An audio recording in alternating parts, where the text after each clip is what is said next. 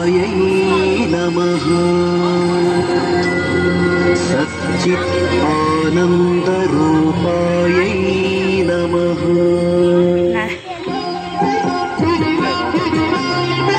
मूलवतनवासी ज्योतिर्लोकवासी परमधामवासी मुक्तिधामवासी मूलवतनवासी ज्योतिर्लोकवासी परमधामवासी मुक्तिधामवासी आत्मलोकनिवासी शिवने स्वागतं सुस्वागतम् आत्मलोकनिवासी शिवने स्वागतं सुस्वागतं स्वागतं सुस्वागतं स्वागतं सुस्वागतम् अजम् अनादिम् आदित्यवर्णम् अचिन्त्यरूपम् अकायम् अभोक्तम्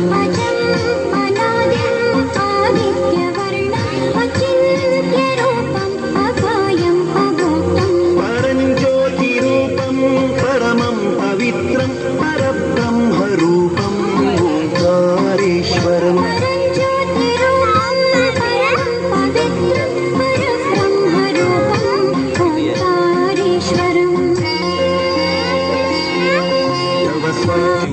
ನನ್ನ ಪ್ರಿಯ ಮಕ್ಕಳು, ಯಾರನ್ನು ನೀವು ಅನೇಕ ವರ್ಷಗಳಿಂದ ಹುಡುಕುತ್ತಿದ್ದೀರೋ ಅದೇ ನಾನಾಗಿದ್ದೇನೆ.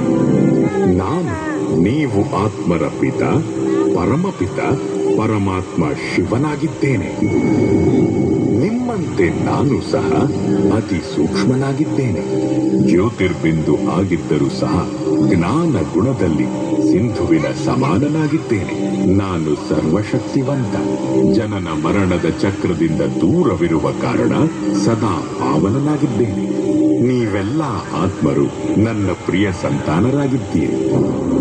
ಯಾವಾಗ ಧರ್ಮದ ನಿಂದನೆ ಆಗುತ್ತದೆಯೋ, ಅಧರ್ಮದ ಅಥವಾ ಪಾಪದ ವೃದ್ಧಿ ಆಗುತ್ತದೆಯೋ, ಆಗ ಸತ್ಯ ಧರ್ಮದ ಸ್ಥಾಪನೆ ಮತ್ತು ಶ್ರೇಷ್ಠ ವಿಶ್ವ ನವ ನಿರ್ಮಾಣ ಮಾಡಲು ನಾನು ಭೂಮಿಯ ಮೇಲೆ ಅವತರಿತನಾಗುತ್ತೇನೆ. ಈ ದೈವಿ ಅಥವಾ ಪಾವನ ಅವತರಣೆಯ ಕಾಲವನ್ನು ಸಂಗಮಯುಗವೆಂದು ಕರೆಯಲಾಗುತ್ತಿದೆ.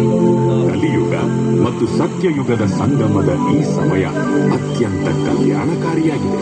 ಗೀತೆಯ ಈ ವಚನದ ಅನುಸಾರ ಈಗ ಭಾರತ ಭೂಮಿಯ ಮೇಲೆ ನನ್ನ ಅವತರಣೆ ಈಗಾಗಲೇ ಆಗಿದೆ.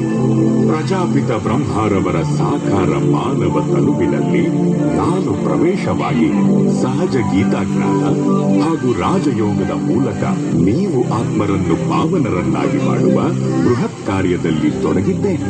ಈಗ ದೇಹ ಸಹಿತ ದೇಹದ ಎಲ್ಲಾ ಸಂಬಂಧವನ್ನು ಮರೆತು ಸ್ವಯಂವನ್ನು ಆತ್ಮನಿಶ್ಚಯ ಮಾಡಿಕೊಂಡು ಪರಮಪಿತ ಪರಮಾತ್ಮನಾದ ನನ್ನ ನೆನಪು ಮಾಡಿ. ಇದೇ ರಾಜಯೋಗವಾಗಿದೆ. ಇದರ ಮೂಲಕ ನಿಮ್ಮ ಜನ್ಮ ಜನ್ಮಾಂತರದ ವಿಕರ್ಮ ಭಸ್ಮವಾಗುತ್ತದೆ ಮತ್ತು ನೀವು ಸರ್ವಗುಣ ಹಾಗೂ ಸರ್ವಶಕ್ತಿ ಸಂಪನ್ನರಾಗುತ್ತೀರಿ. ನಾನೇ ಕೊಡ್ತೀನಿ ಬಂದೈತೆ ಚೆನ್ನಾಗಿ.